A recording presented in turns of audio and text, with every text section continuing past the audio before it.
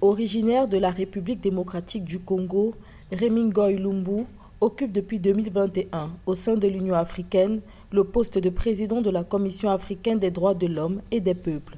Docteur en droit, Rémy Ngoy Lumbu considère que la promotion des droits de l'homme a beaucoup évolué au cours des dernières années, mais gagnerait à l'être encore plus grâce à l'appui et la participation active de tous les pays africains. La Commission a fait beaucoup de missions de promotion des droits de l'homme dans beaucoup de pays pour faire connaître la Charte africaine des droits de l'homme et des peuples et ses protocoles. Seulement, ce n'est pas encore un instrument qui a été ratifié par tous les États. Nous continuons pour l'instant avec le seul État qui reste, c'est le Royaume du Maroc. Dans le domaine de la promotion, je peux dire que nous avons fait un grand pas. Beaucoup de documents ont été traduits dans beaucoup de langues, surtout dans les langues officielles de l'Union africaine. Mais je ne dis pas que c'est tout dans le domaine de promotion, sinon on arrêterait nos missions de promotion. Il y a encore d'autres domaines que nous continuons petit à petit avec les droits émergents à sensibiliser les États sur la question. En 35 ans d'existence, la Commission africaine des droits de l'homme et des peuples a traité près de 850 affaires.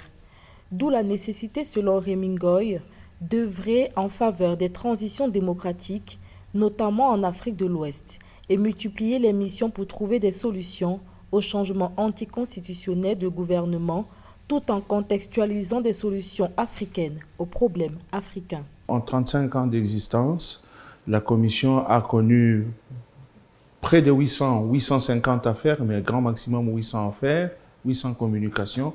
De mon point de vue, à titre personnel, j'estime que ce n'est pas beaucoup.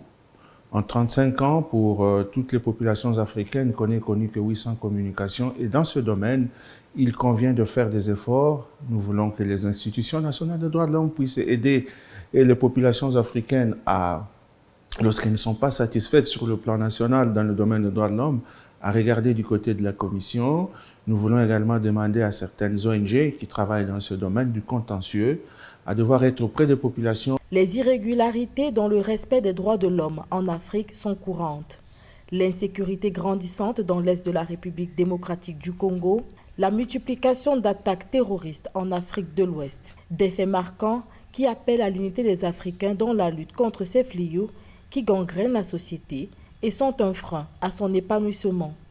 Nous devons mutualiser nos efforts pour que la Cour puisse avoir énormément d'affaires parce que les États ont voulu qu'il y ait une commission qui est complétée par la Cour et ensemble nous devons mettre nos énergies en commun pour aider le système africain de promotion et de protection des droits de l'homme. Pour une meilleure interaction des ONG d'Afrique avec le système africain des droits de l'homme, les États ont décidé d'intégrer dans leur système le système d'enseignement des droits de l'homme.